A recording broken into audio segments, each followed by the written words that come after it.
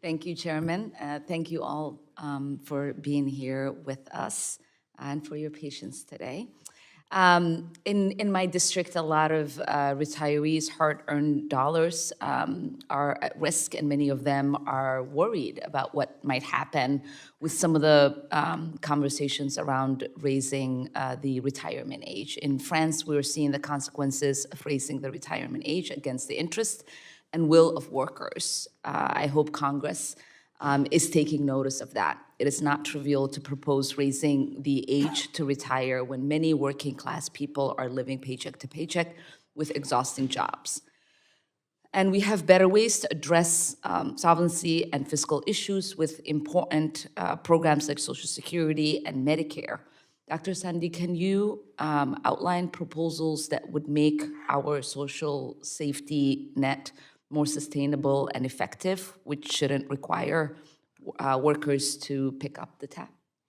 Yeah, I think we were talking a little bit about this with Congressman Kildee. I think a way to put Social Security on sound financial ground or sounder financial ground is to impose the payroll tax on folks that make over $400,000 a year. Right now, there's a cap. I think last year was $164,000. It goes up this year. I can't remember what the number is. But if you impose it on the folks that make over $400K, that would generate a significant amount of revenue that would go a long way to putting Social Security on very solid ground.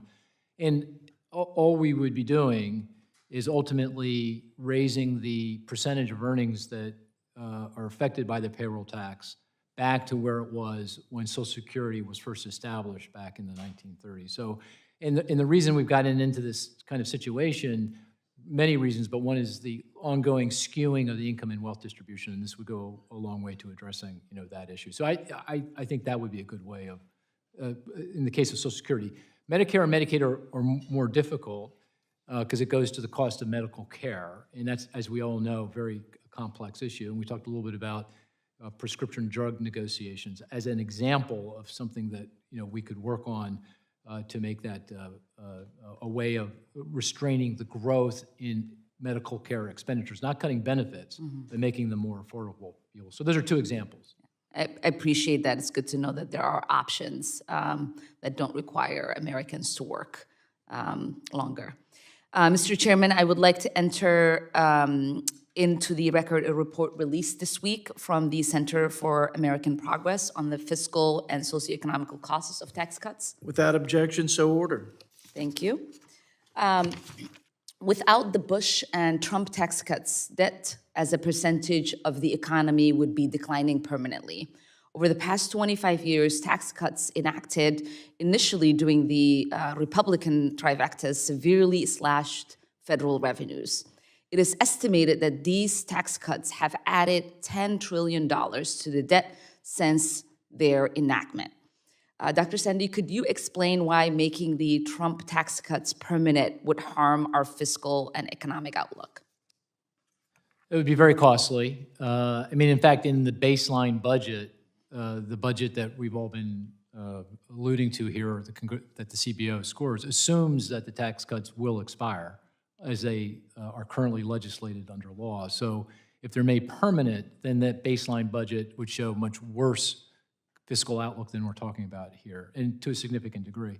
And you make a great point. The last time, I think the good benchmark here is in the year 2000, fiscal year 2000, we had a surplus. That was the last year we had a surplus. And you're right, there's many reasons for that, some of which were fortuitous, but some of which were the result of good policymaking in the 1990s and during the Clinton administration. And a number of things have conspired to erode our fiscal situation. The tax cuts under President Bush, the tax cuts under President Trump contributed, and the spending that will also increase significantly because of a number of crises, the financial crises, very significant increase, the pandemic, a massive increase, and also the conflicts overseas, the wars that we've been fighting in the Middle East. So you add all that up, that's now put us into the position that we're in today with a debt to GDP, publicly traded debt to GDP that's close to 100%. So it's a combination of things that have gotten us into this predicament. I really appreciate that. Thank you so much.